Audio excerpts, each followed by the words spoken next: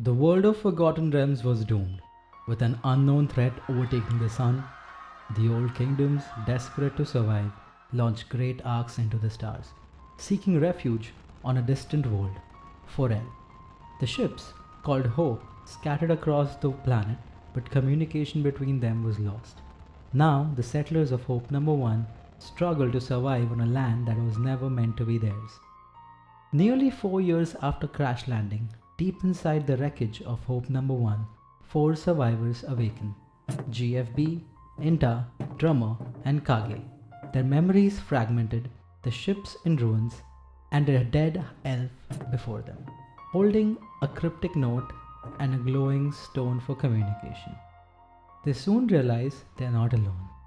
The ship has been overrun, infested with nightmarish creatures, their relentless chittering echoing through the wreck. With their escape route cut off by a deadly moat, the survivors gather their belongings and fight their way out. Outside, the survivors attempt a daring escape, crossing a makeshift rope bridge as the creatures give chase. Just as all hope seems lost, arrows rain down from the cliffs, striking their pursuers. Their rescuer, Lindhamo, from the settlement of Yearndale. Escaping the ship, the adventurers are welcomed into Yearndale, a settlement built over the past 2 years by those who woke before them. The town, led by the Archmage Teal Nyson, is home to settlers of all trades: hunters, builders, healers, along with an adventurers guild.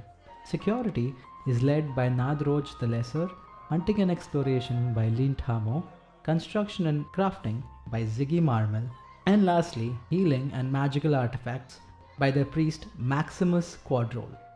But the adventurers' true challenge lies ahead, reclaiming the ship and surviving the dangers beyond.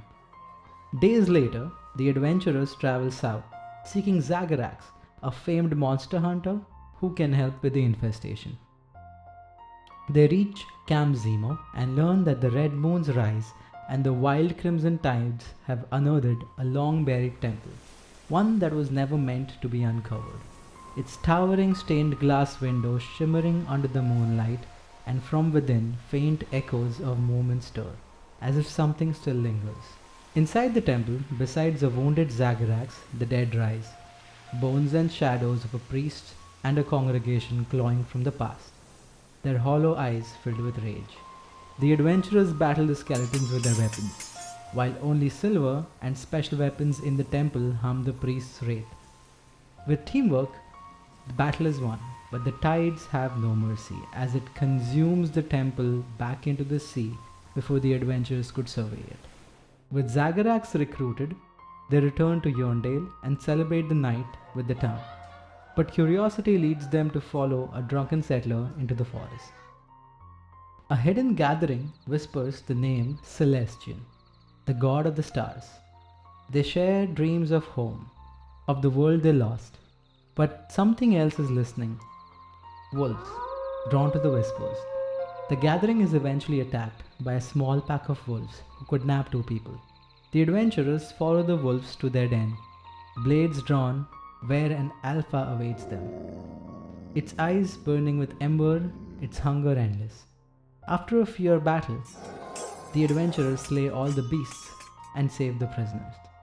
With new allies and fresh resolve, the settlers prepare for their most dangerous mission yet, clearing the infestation from Hope Number 1.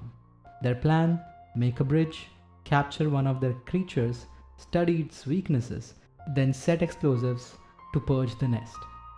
After blowing up some corridors in the ship's control room, the adventurers make their final stand. The 2 hook horror adults strike with deadly precision, their chitinous armor repelling attacks and magic. Zagarax, on the brink of death, fights alongside the adventurers. With every ounce of strength, the adventurers prevail, sealing the infestation's fate. But victory is short-lived.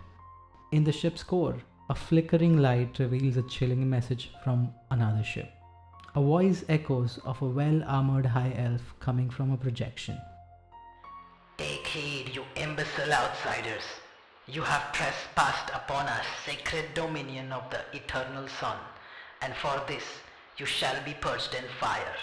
There is no escape, no mercy, only the cleansing flame that will rid the world of your corruption.